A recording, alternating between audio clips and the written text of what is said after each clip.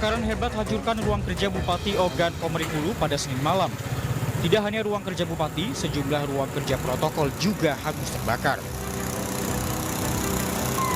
10 unit pemadam kebakaran dengan 60 petugas turun untuk padamkan api. Petugas yang tiba sempat kesulitan untuk padamkan api lantaran tidak didukung peralatan yang bisa menjangkau bagian tertinggi.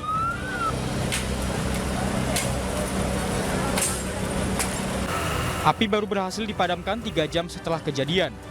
Menurut informasi petugas, api muncul dari salah satu ruang induk Bupati dan menjalar ke ruangan lain.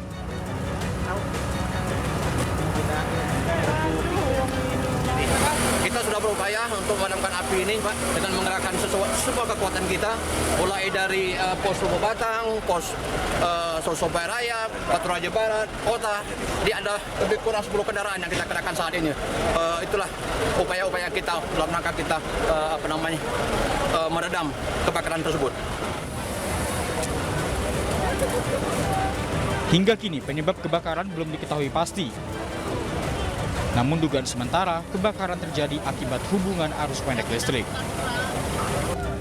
Dari Ogan Komering Ulu, Widori Agustino, iNews melaporkan.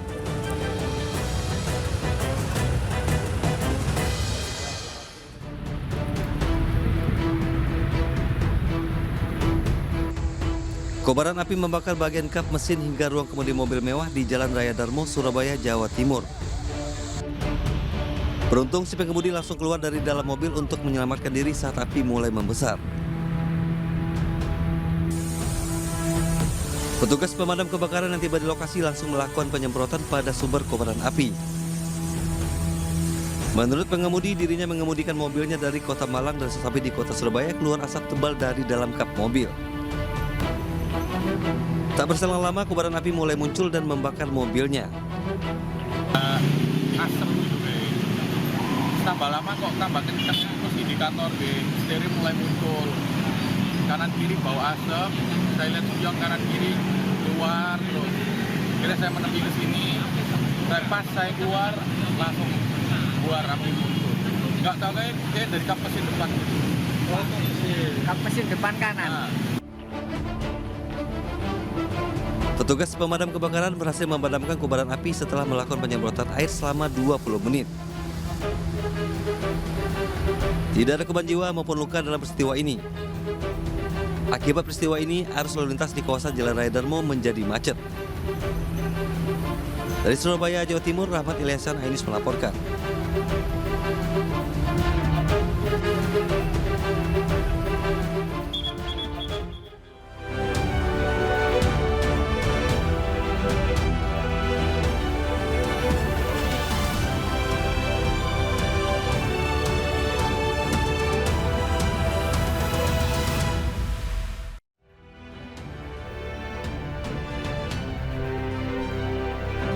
Halo, selamat siang pemirsa. Apa kabar Anda hari ini? Senang sekali saya Fazilah Khairunisa kembali hadir menemani Anda dalam iNews Siang.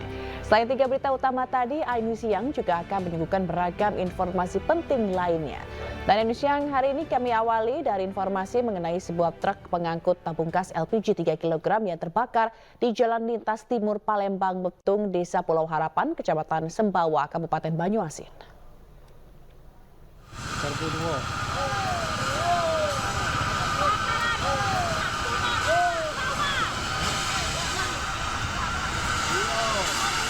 Truk yang mengangkut ratusan tabung gas 3 kg terbakar di pinggir jalan.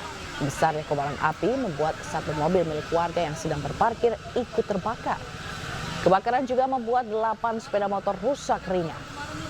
Belum diketahui penyebab kebakaran, namun menurut sopir truk, ia berupaya untuk menepikan truk ke tempat sepi, namun terhalang oleh kendaraan lain di depan dan belakang.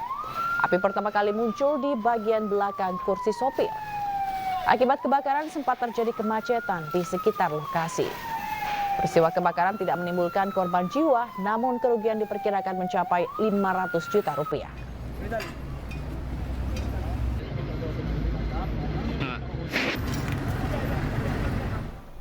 Seorang wanita di Kecamatan Bener, Purworejo, Jawa Tengah meninggal dunia, diduga karena dianiaya suaminya.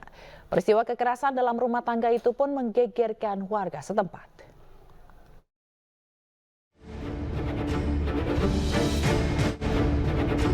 Pria berinisial R sempat diteriaki warga saat diamankan polisi di Dusun Puguh, Desa Kertosari, Kecamatan Bener, Purworejo. R diduga tega menganiaya istrinya, inisial H. Dugaan kekerasan dalam rumah tangga yang dialami korban terjadi di rumah mereka. Korban yang tak tahan dengan perbuatan suaminya pergi dari rumah dan mendatangi kediaman kerabatnya yang berjarak 200 meter. Korbannya datang tengah malam, ketakutan dan kondisinya lemas. Korban merintih kesakitan diduga karena dianiaya suaminya. Kondisi korban semakin memburuk, lalu dibawa ke rumah sakit.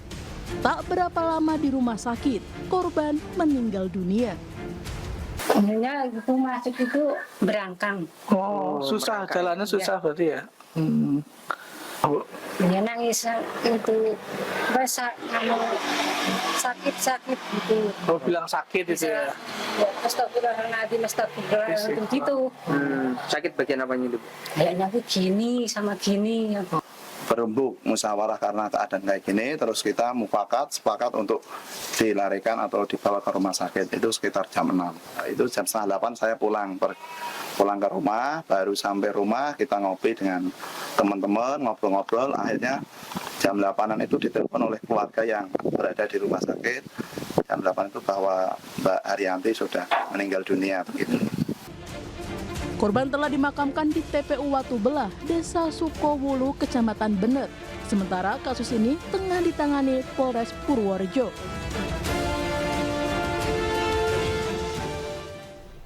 Sementara itu, sejumlah muda-mudi di Kota Makassar menggelar pesta miras di Jalan Kajolalido, Kota Makassar, Sulawesi Selatan. Akibatnya polisi menggerebek 10 orang untuk digiring ke kantor polisi bersama barang bukti, kendaraan, dan botol sisa minuman keras.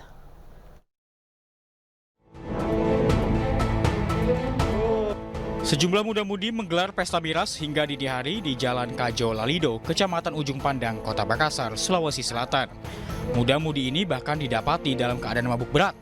Polrestabes Makassar yang melakukan patroli pun mengamankan 10 muda-mudi tersebut yang masih berstatus pelajar, di mana 3 diantaranya adalah wanita. Polisi kemudian menggiring seluruh pelaku ke Polsek Ujung Pandang, Kota Makassar, guna diproses lebih lanjut serta mengamankan sejumlah barang bukti berupa kendaraan dan botol sisa minuman keras. Jadi kami melaksanakan patroli dan di saat kita melalui jalur tersebut, kami menemukan sekelompok remaja muda-mudi yang sementara merayakan pesta ulang tahun, dan tepatnya pas di depan sekolah menengah yang ada di Kota Makassar. Dan setelah itu kami adakan penggeledahan. Kami menggeledah mendapatkan ada beberapa minuman keras, yaitu merek Api sebanyak 4 botol. Nantinya polisi akan memanggil orang tua masing-masing pelaku ke kantor Polsek Ujung Pandang untuk membuat surat perjanjian agar sang anak tidak mengulangi perbuatan yang sama. Dari Makassar, Syahrul Adiaksa, iNews melaporkan.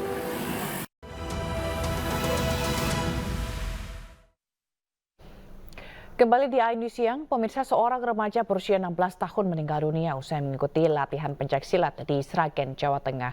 Orang tua korban yang merasa korban meninggal tidak wajar pun melapor ke polisi.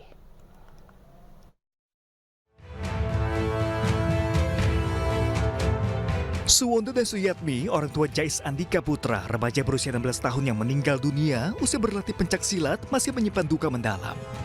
Keduanya terpukul mendapati kabar putranya tak bernyawa pada 13 Juli lalu. Saat itu, korban dilaporkan mengalami sesak nafas, dilarikan ke RSUD Dr. Suratno. Namun, ibu korban yang merasa anaknya tidak pernah memiliki masalah pernafasan pun tak lantas percaya. Apalagi ia menemukan luka lebam di dahi, pipi, serta ulu hati korban saat di rumah sakit.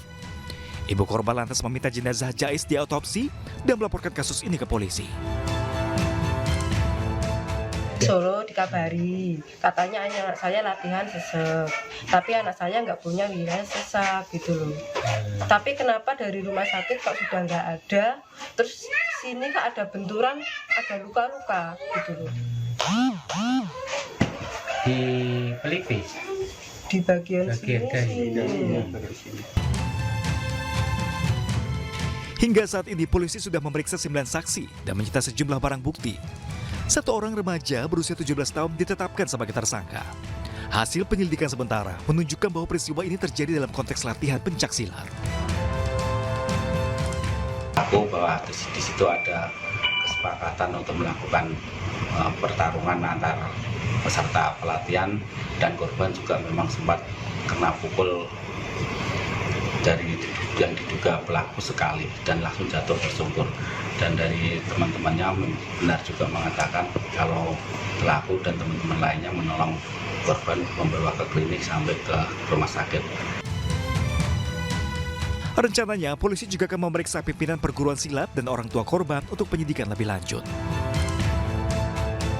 Dari Sragen, Jawa Tengah, Joko Piroso, iNews melaporkan.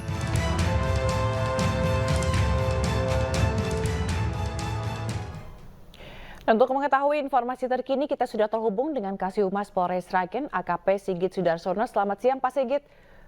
Selamat siang, Ibu. Ya, Pak Sigit, apa hasil dari otopsi dan apakah sudah disimpulkan penyebab dari kematian korban?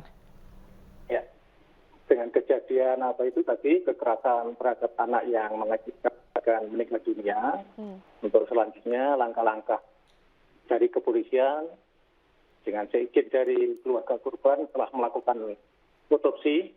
Untuk sementara hasil otopsi masih kita tunggu. Oke, baik. Jadi hasil otopsinya belum ada ya, Pak ya? Belum, ya. Oke. Masih kita tunggu hasilnya nanti. Baik, satu orang sudah ditetapkan sebagai tersangka, Pak. Kalau dari pemeriksaan ini memang latihan murni atau ada indikasi perundungan atau seperti apa, Pak? Ya, perlu kami jelaskan untuk kejadian tersebut saat melakukan latihan. Jadi perguruan pencaksilat Kumbang Malam itu melakukan kegiatan latihan, yaitu yang ada atau bertempat di SDN 1 di Rujomiri. Jadi murni saat latihan. Saat latihan. Ini jadi korban ini latihan pada saat latihan saling serang begitu atau latihan pemanasan seperti biasa? Kita jelaskan lagi, untuk saat latihan itu kan ada timing waktu, yaitu latihan sambung, jadi 1 lawan 1. Dan begitu pun juga ada aturan dan wasitnya. Jadi untuk korban dengan lawan tandingnya juga saling menyerang ya. Waktu itu korban terkena pukulan dada dan jatuh, pingsan dan dibantu oleh rekan-rekannya dan juga wasit serta lawan tandingnya. Demikian. Oke. Apakah pihak dari perguruan silat sendiri sudah diperiksa, Pak? Sementara itu untuk kejadian tersebut sudah ditangani oleh Satreskrim Polres Sragen dan Satreskrim Polres Sragen. Dalam ini sudah melakukan penyelidikan dan juga telah melakukan pemeriksaan terhadap rekan-rekan yang ada di lokasi. Dan tidak menutup kemungkinan nanti juga ada pemanggilan kepada ketua yang perguruan pencaksilat Kumbang Malam tersebut. Apakah itu memungkinkan untuk adanya tersangka baru dalam kasus ini? Untuk menentukan tersangka perlu kita dalami. Sementara saat ini yang kita sudah tetapkan pelakunya yaitu lawan tandingnya. Nanti berdasarkan keterangan-keterangan saksi yang ada di lokasi, apakah ada kesesuaian, bila ada mengarah kepada tersangka atau bukti, tidak menutup kemungkinan nanti juga ada pelaku lain. Oke. Sementara saat ini 1. Oke. Kalau korban ini usianya berapa tahun, Pak? Untuk korban ya perlu kami jelaskan masih pelajar SMP kelas 3. Kelas 3 SD tadi. Kalau tersangka tadi yang lawannya itu kurang lebih berapa tadi, 17 tahun ya, Pak ya? Iya, untuk lawannya tanding itu usianya sudah pelajar SMK. Apakah ini juga yang memberatkan pihak perguruan yang menentukan lawan yang tidak seimbang begitu dari dengan perbedaan umur ini? Ya, nanti kita jelaskan ya terkait dengan aturan tanding yang ada di perguruan, nanti yang bisa menjelaskan adalah dari perguruan itu sendiri. Nanti untuk lawan tanding apakah seimbang atau tidak, seperti itu. Baik, dan kita akan tunggu perkembangan dari kasusnya seperti apa. Terima kasih AKP Sigit Sudarsono, Kasihumas Polres Sragen telah bergabung di iNews Siang. Salam sehat selalu, Pak. Terlibat prostitusi online, 5 warga negara Vietnam dan seorang warga negara Tiongkok ditangkap petugas imigrasi kelas 1 khusus Jakarta Barat. Sejumlah barang bukti, alat kontrasepsi dan uang puluhan juta rupiah disita.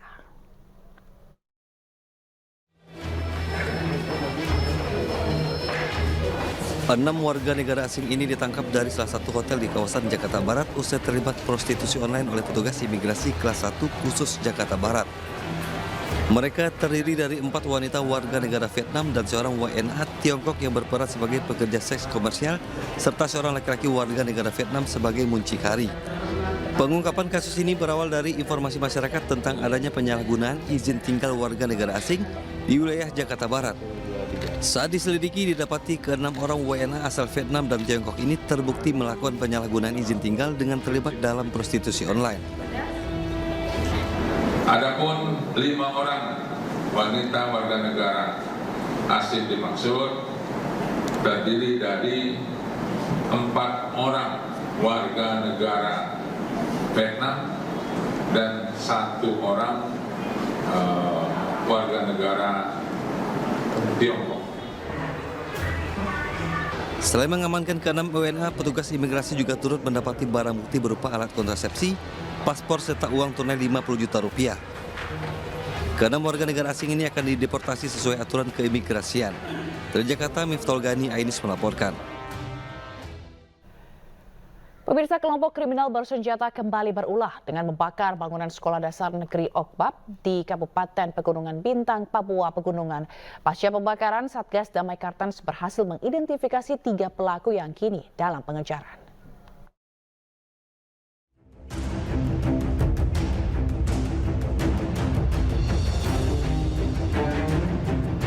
Bangunan sekolah dasar negeri Okbab di Kabupaten Pegunungan Bintang, Papua Pegunungan diduga dibakar oleh kelompok kriminal bersenjata atau KKB.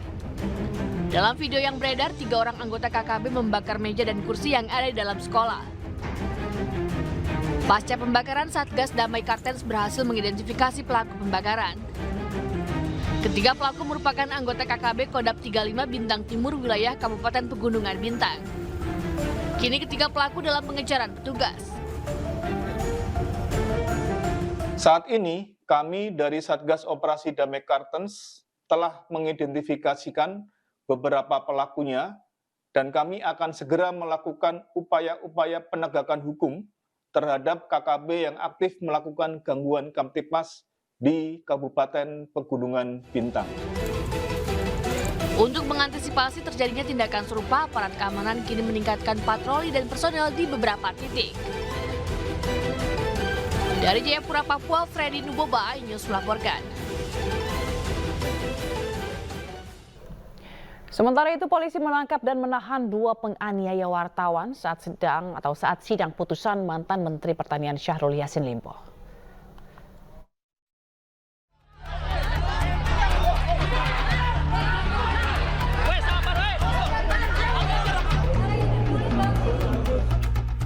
Polda Metro Jaya menangkap 2 pelaku pengeroyokan terhadap seorang jurnalis Kompas TV saat meliput sidang putusan mantan Menteri Pertanian Syahrul Yassin Limpo.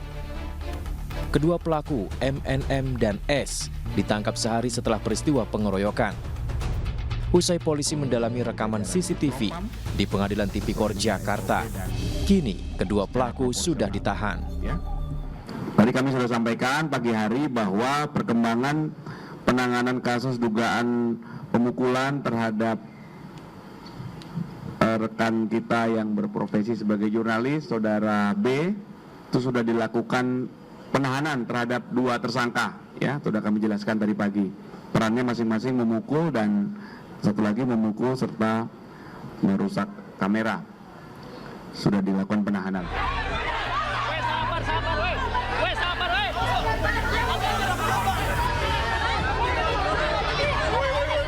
Sebelumnya kericuhan terjadi usai sidang vonis SYL Kamis pekan lalu. Sejumlah wartawan bersitegang dengan pendukung SYL yang berada di lokasi persidangan. Kericuhan terjadi saat SYL hendak keluar dari ruang sidang. Para wartawan yang tengah bekerja merekam gambar dan mewawancarai SYL didorong oleh massa pendukung SYL hingga terjatuh. Kemudian dugaan penganiayaan terhadap seorang jurnalis pun terjadi. Selain itu, peralatan peliputan rusak. Pemirsa, sebuah masjid di Makassar, Sulawesi Selatan akan dijual oleh pemilik lahan senilai 3,5 miliar rupiah. Imam masjid mengakui bahwa lahan untuk masjid ini tidak pernah diwakafkan.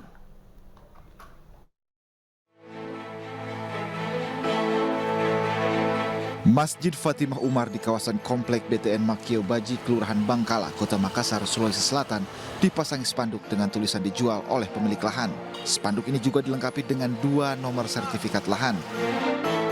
Para pengurus Masjid Fatimah Umar mengaku lahan masjid tidak pernah diwakafkan oleh pemiliknya. Namun imam masjid menjelaskan bahwa saat pertama dibangun, masjid tidak sebesar saat ini. Ustadz tolong kemudian bahwa itu masjid tetap mau dijual ya, tanah mau dijual.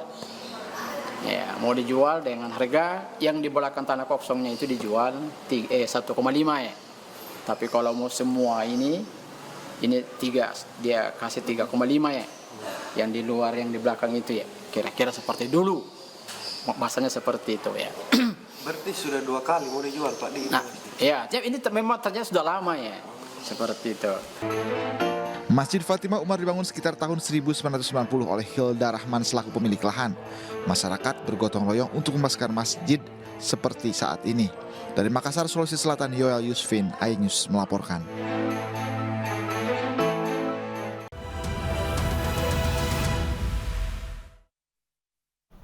Terima kasih Anda masih bersama kami. Pemirsa, ratusan warga Kota Yogyakarta menyerbu tempat pembuangan sampah sementara di Jalan Brigjen Katamso. Warga mengaku kesulitan membuang sampah pasca penutupan tempat pembuangan sampah terpadu atau TPST di Piungan, Bantul.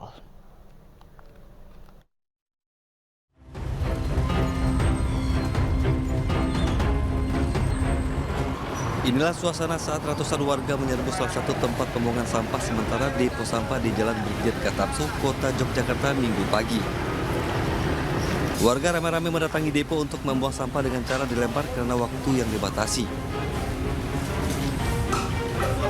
Sejumlah warga mengaku pasca ditutupnya tempat pembuangan sampah terpadu atau TPST di Piungan, Bantul pada awal bulan Mei lalu, mereka mengaku kesulitan untuk membuang sampah.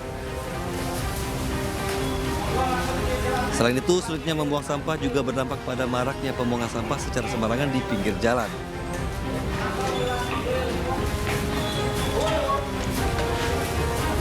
Numpuk di rumah dong, numpuk kemudian bau, lah itu agak susah. Kalau harapannya sebagai warga gimana? Harapan sebagai warga ya malah itu ditangani karena bagaimanapun juga untuk polusi. Kayak buang sampah sembarangan aja gitu loh. Kayak contoh-contoh di pinggir jalan banyak yang sampah. Keadaan ini banyak dikeluhkan warga karena menimbulkan polusi udara, merusak pemandangan dan kebersihan lingkungan. Warga berharap darurat sampah yang terjadi di Kota Yogyakarta dapat segera diatasi sehingga warga tidak kesulitan lagi untuk membuang sampah dan situasi kembali normal. Dari Yogyakarta, Gunanto Farhan, iNews melaporkan. Nah, pemirsa, untuk mengetahui informasi terkini kita sudah berhubung dengan rekan Anissa Rizkia di depo tempat pembuangan sampah sementara di Jalan Brigjen Katamso. Selamat siang Anissa, apakah masih ada penumpukan sampah di sana?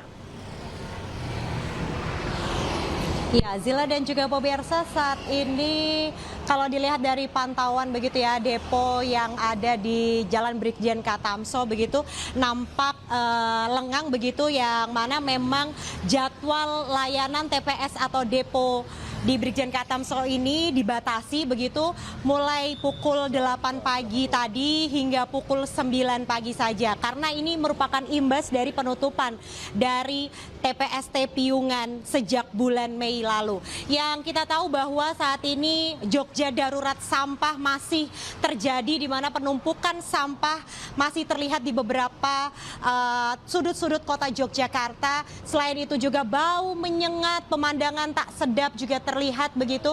Kalau Anda lihat di layar kaca Anda ini pemirsa, memang nampak petugas dari DLH Kota Yogyakarta begitu, mereka standby selama hari ini karena memang ini dijadwalkan hingga pukul 24 waktu Indonesia Barat begitu, mereka masih bertugas untuk memilah sampah yang nantinya akan dibawa ke TPST 3R yang ada di Karangmiri maupun Nitikan dan juga Kranon. Itu merupakan tempat pengumpulan serta pemilahan sampah yang nantinya akan dilakukan pendauran ulang skala, di mana juga selain ada depo yang disediakan oleh pemerintah Kota Yogyakarta yang dapat menampung sekitar 200 ton per hari. Ini merupakan skala jumlah sampah yang dihasilkan oleh masyarakat Kota Yogyakarta.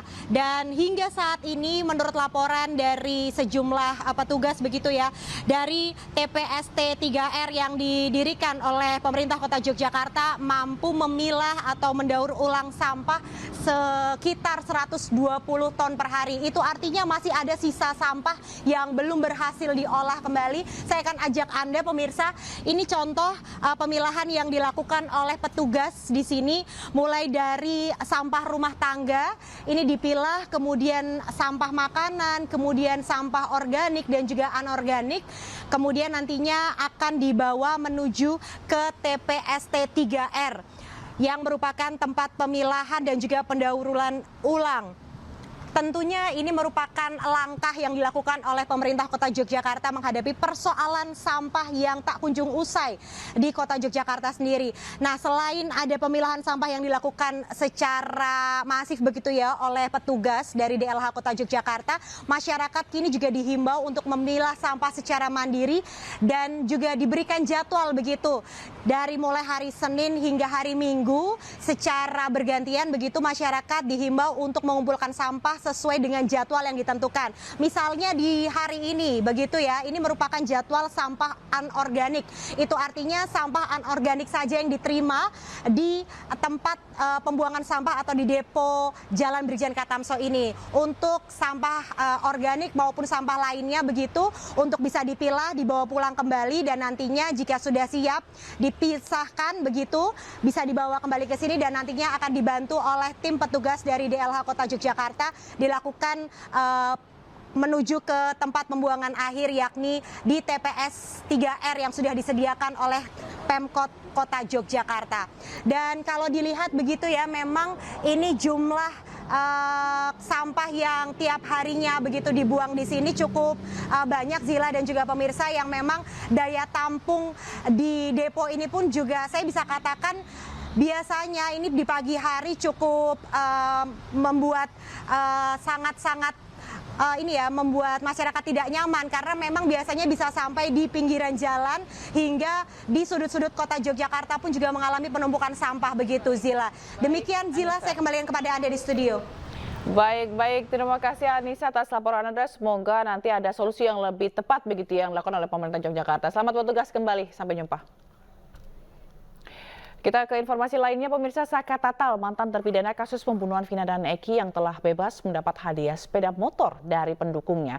Sebagai bentuk rasa syukur, keluarga Saka menggelar tradisi mandi kembang.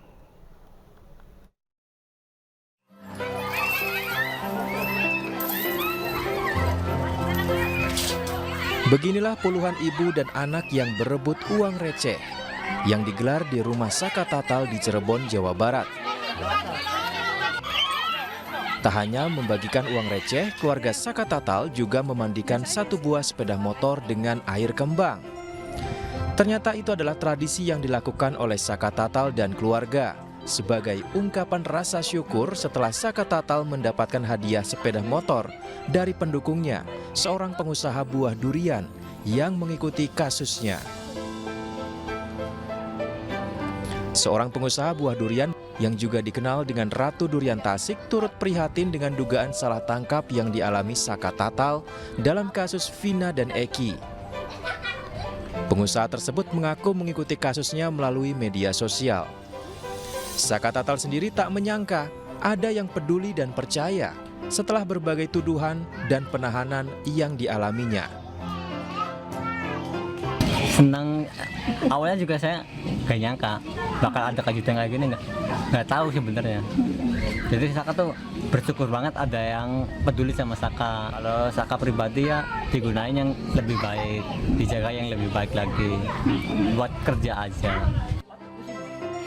Saka Tatal saat ini tengah berjuang untuk mengajukan peninjauan kembali atas kasus Vina dan Eki yang sempat menjeratnya. Tim Liputan iNews melaporkan. Dikabulkannya gugatan pra-peradilan Peggy Setiawan berbuntut panjang. Selain hasil pra-peradilan yang digunakan untuk novum PK para terpidana, kemenangan Peggy juga membuat Polda Jawa Barat mengganti seluruh penyidik yang menangani kasus Vina dan Eki. Termohon untuk melepaskan pemohon dari tahanan.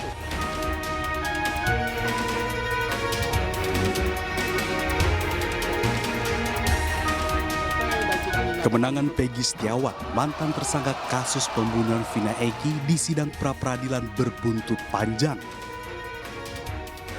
Hasil pra-peradilan Peggy rencananya akan digunakan sebagai bukti baru dalam sidang peninjauan kembali yang diajukan mantan terpidana Saka Tatal dan 7 terpidana lainnya. Selain itu, Kapolda Jawa Barat Irjen Pol Ahmad Wiyagus secara diam-diam mengganti semua penyidik yang menangani kasus pembunuhan Vina dan Eki. Usulan pergantian penyidik ini sebelumnya juga disuarakan oleh sejumlah pihak. Masyarakat menilai profesionalitas para penyidik Polda Jabar dalam menangani kasus Vina patut dipertanyakan. Mulai dari penghapusan 2 DPO lain setelah penangkapan Peggy, hingga keputusan Hakim PN Jabar yang menyebut penetapan tersangka Peggy Setiawan melanggar prosedur. Dikabulkannya gugatan pra-peradilan Peggy diharapkan bisa menjadi bahan evaluasi bagi Korps Bayangkara dalam menangani kasus-kasus yang ada di Indonesia. Tim Liputan iNews melaporkan. Sementara itu, Kabarreskrim Polri Komjen Pol Wahyu Widada menyatakan pihaknya tengah mengevaluasi penyidikan kasus kematian Vina. Barreskrim turut melibatkan Divisi Profesi dan Pengamanan atau Propam dan Inspektorat Pengawasan Umum atau Itwasum Polri untuk mengevaluasi penyidik yang tangani kasus ini.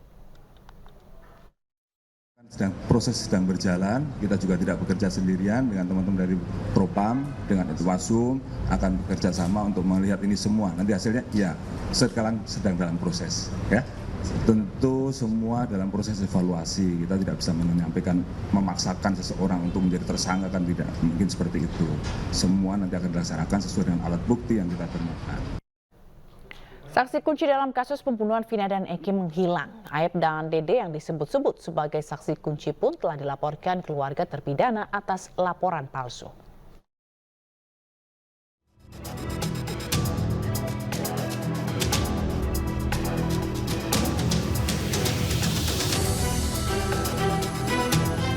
Usai sidang pra-peradilan membebaskan Peggy Setiawan, kasus pembunuhan Vina dan Eki kian memanas. Peggy bebas, para terpidana yang masih mendekam di penjara percaya diri mengajukan peninjauan kembali. Satu persatu terpidana mulai melakukan perlawanan. Kini, beberapa saksi seakan menghilang, menambah ruwet penyelidikan. Aep dan Dede yang disebut sebagai saksi kunci tidak terendus keberadaannya. Pada kesempatan lain, Marliana kakak Vina meminta polisi juga memeriksa saksi teman Vina bernama Mega yang disebut sebagai orang yang menjemput Vina pada hari kejadian. Pengennya saya sih ya mencari ya. Nah, tetaplah mencari karena kan memang keluar dari rumah itu kan sama Mega. Kemana-kemananya berarti kan dia yang tahu. Gitu. Muncul nama baru yang akan dijadikan saksi. Akankah membuat kasus pembunuhan Vina dan Eki menemui titik terang? Kini, polisi harus mencari tersangka lain dengan alat bukti yang kuat, sehingga kasus ini bisa menjadi terang benderang. Tim Liputan iNews melaporkan.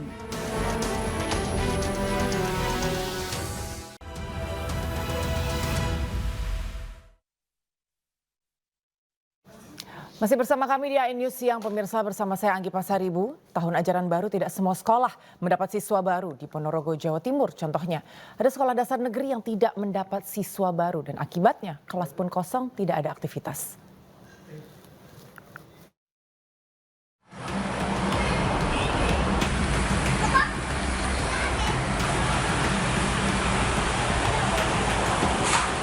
Suasana tahun ajaran baru yang identik dengan keramaian siswa, namun tidak dengan Sekolah Dasar Negeri Setono di Kecamatan Jenangan, Ponorogo. Sebab di tahun ajaran ini, tak ada satupun siswa kelas 1 yang mendaftar. Di tahun sebelumnya saja, hanya ada 2 siswa. Meski tahun ajaran baru sudah dimulai dan belum ada siswa baru, pihak sekolah pun masih membuka pendaftaran. Belum, Mas. Jadi ya harapannya nanti semoga di SD Setono ini ada murid baru yang mau. Tapi hingga hari ini, hari ajaran baru ini masih belum ada? Masih belum ada. Tahun kemarin dapat 2 anak.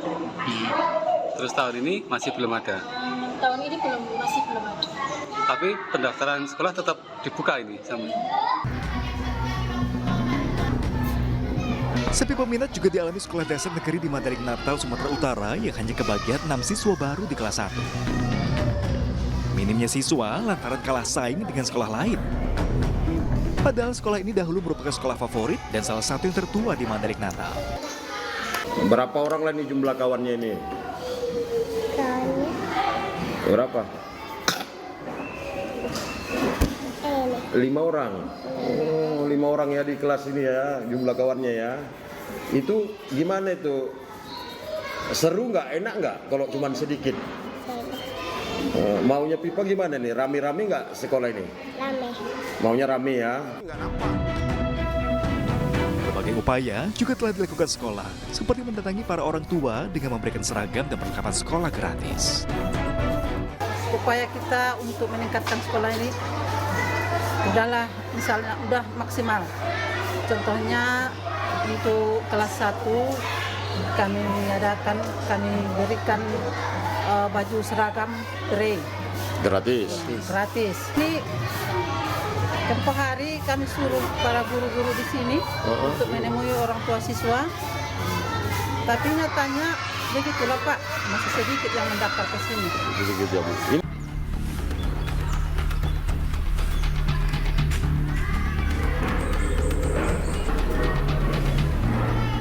Upaya sekolah menarik siswa baru juga dilakukan SDN 3 Maurice Jaya di Kecamatan Banjaragung, Kabupaten Tolang Bawang, Lampung.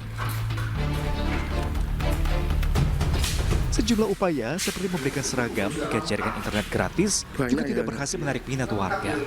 Alhasil, sekolah ini hanya mendapatkan 6 siswa baru. Ya upaya saya ya sudah saya upayakan semaksimal mungkin. Ya tahu sendiri yang muridnya segitu aja, pertama kali saya datang ke sini ya udah saya pasangkan wifi, saya masih 3 bulan ke sini walaupun uang bos belum cair, udah saya usahakan dulu. Untuk penerimaan dibuka berapa hari sih Pak? Ya seininya Mas, nggak pakai ini kalau saya, ya gimana? Sementara, pada tahun lalu, sekolah ini juga hanya mendapatkan 9 siswa yang saat ini duduk di bangku kelas 2. Tim Liputan iNews melaporkan. Pemirsa, jika siswa sekolah lain bergembira menyambut tahun ajaran baru, ratusan siswa SD Negeri Tamberu 2, Pamekasan, Jawa Timur, justru tidak bisa masuk gedung sekolah karena gerbang yang disegel oleh pihak pemilik lahan. Akibatnya pemirsa, para siswa terpaksa mengikuti kegiatan belajar mengajar di rumah salah satu warga.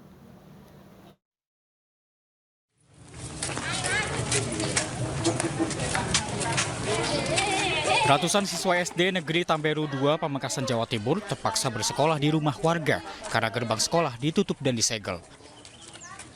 Orang tua siswa pun terkejut saat mengantar anaknya ke sekolah namun tidak bisa masuk. Para guru juga sempat kebingungan karena tidak bisa memulai kegiatan belajar mengajar. Menurut warga, penyegelan dilakukan oleh pihak yang mengaku pemilik lahan. Orang tua berharap pemerintah setempat segera bertindak dan menyelesaikan permasalahan agar siswa bisa sekolah. Ya pinginnya saya itu anak saya gimana harus bisa sekolah lagi gitu. Soalnya kalau pindah itu kan susah sekarang. Mau dipindah kemana gitu kan, pindah sekolahan. Harus jalan satu-satunya nunggu ini dibuka. Sebelumnya ahli waris pemilik lahan sempat mendatangi sekolah sebagai bentuk protes menuntut pembayaran uang lahan yang digunakan untuk pembangunan gedung SD Negeri Tamberu 2. Dari Pamekasan, Jawa Timur, Dedi Prianto, iNews melaporkan. Selain itu pemirsa, aparat kepolisian di Lampung Utara, Lampung melepaskan sejumlah tembakan ke udara untuk membubarkan acara khitanan karena melewati batas waktu yang diizinkan. Penyelenggara acara menilai aparat bertindak arogan dan mendatangi Polda Lampung untuk melapor ke bidang propam.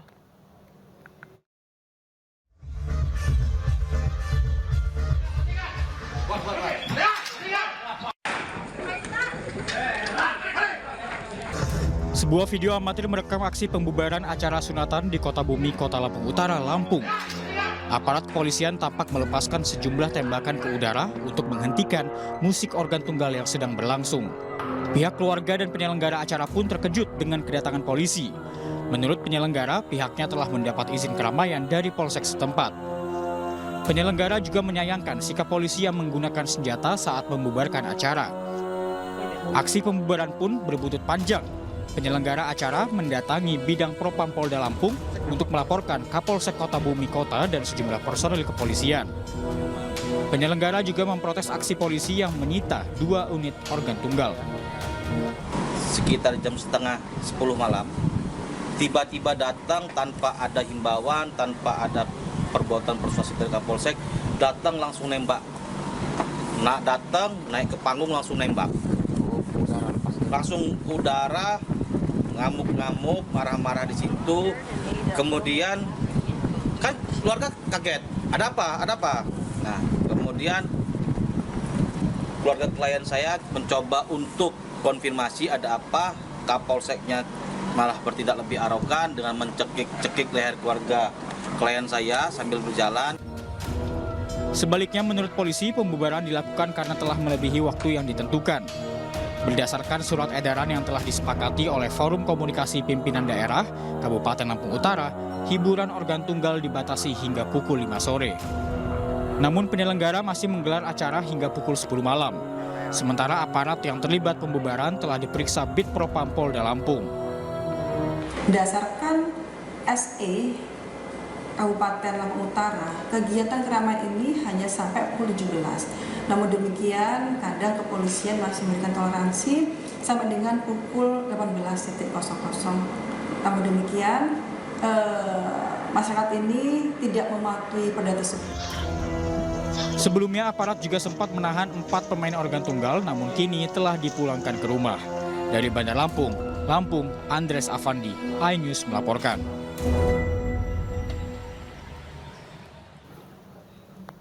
Ya pemirsa, hingga Juli 2024 Pengadilan Agama Rangkas Bitung Banten telah menerima lebih dari 700 permohonan cerai. Mirisnya sebagian besar alasan perselisihan rumah tangga dikarenakan judi online dan juga pinjaman online.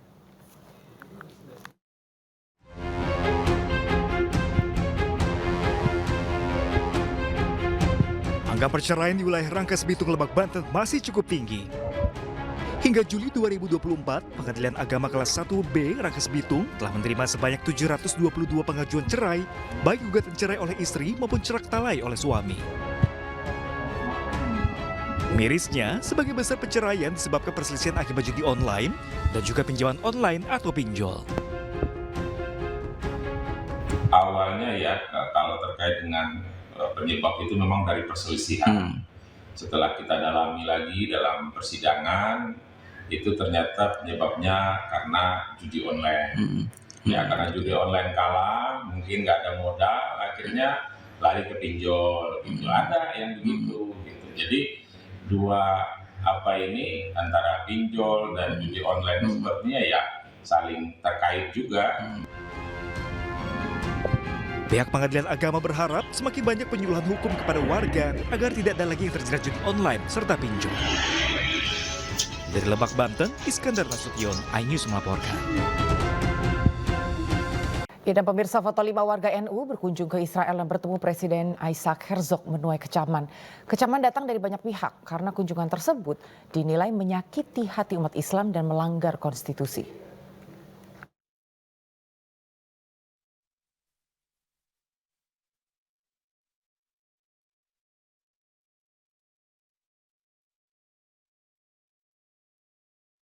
Tertuju kepada mereka yang berkunjung yaitu Gus Syukron Makmun, Zinul Ma'arif, Munawar Azif, Nurul Bahrul Ulum, dan Iza Anafisah Dania. Mereka dikenal sebagai cendekiawan Nadlatul Ulama. Menanggapi hal itu, pengurus besar Nahdlatul Ulama mendalami 5 orang pemuda Nahdlin yang mengunjungi Israel dan bertemu dengan Presiden Isaac Herzog. PBNU segera memanggil kelimanya untuk klarifikasi kunjungan tersebut, karena pasalnya tindakan mereka tidak sesuai dengan spirit yang saat ini dibangun oleh PBNU.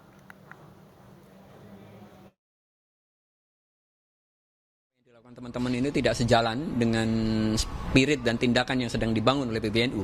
PBNU hari ini sedang berkomunikasi intensif dengan Palestina, dengan otoritas Palestina. Kamis kemarin, Dubes Palestina datang ke PBNU bertemu dengan Gus Yahya dan membicarakan hal-hal apa yang bisa dilakukan untuk menghentikan Israel. Tetapi justru kok sebagian ada kader kita yang justru berkunjung dan beramah tamah ibaratnya dengan Presiden Israel. Walaupun mereka mungkin punya niatan baik, berharap gitu ya, bisa memberi perspektif, tetapi kita tahu bahwa seluruh dunia sudah mengecam, seluruh dunia sudah berbicara dan Israel tidak berhenti. Jadi kalau kita menganggap bahwa kita yang kecil ini bisa memengaruhi keputusan. Sementara itu Kementerian Luar Negeri memberikan tanggapan atas kunjungan itu, pemirsa. Kemenlu menilai kunjungan itu tidak mewakili kepentingan Indonesia. Kunjungan dari beberapa tokoh muda NU ke Israel, ada baiknya mungkin teman-teman media melakukan kontak langsung dengan PBNU untuk berbagai informasi lebih lanjut terkait hal ini. Dapat saya tekankan bahwa kunjungan tersebut tidak terkait dalam bentuk apapun dengan posisi resmi pemerintah. Kembali di News Siang, pemirsa, audisi Indonesian Idol ke-13 hadir di Kota Solo, Jawa Tengah. Ribuan peserta dari berbagai daerah di Indonesia sangat antusias mengikuti audisi salah satu ajang pencarian bakat yang terbaik di Indonesia ini.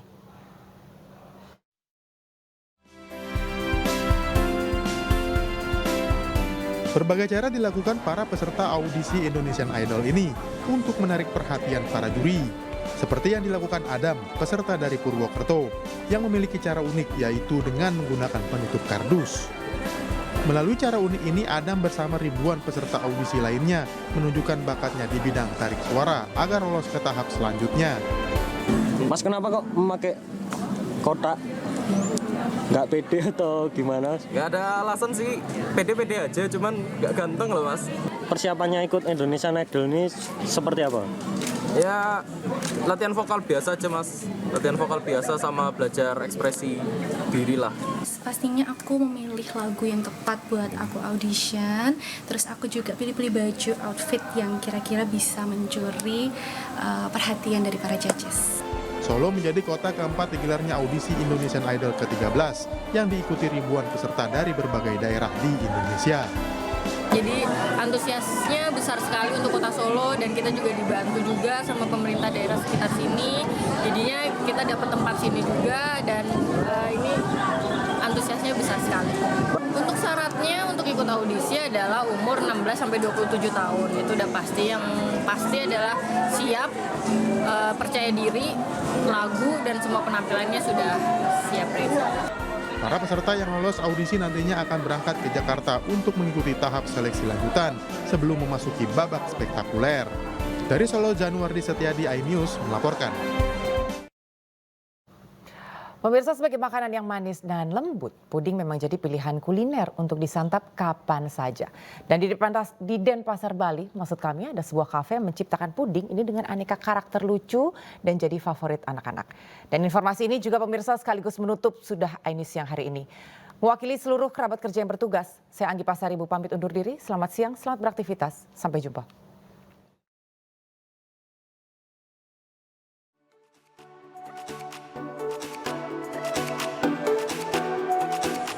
Wah, gemes banget ya. Dua beruang ini tengah mandi di bathtub. Ini bukan boneka ya, tapi ini adalah puding karakter.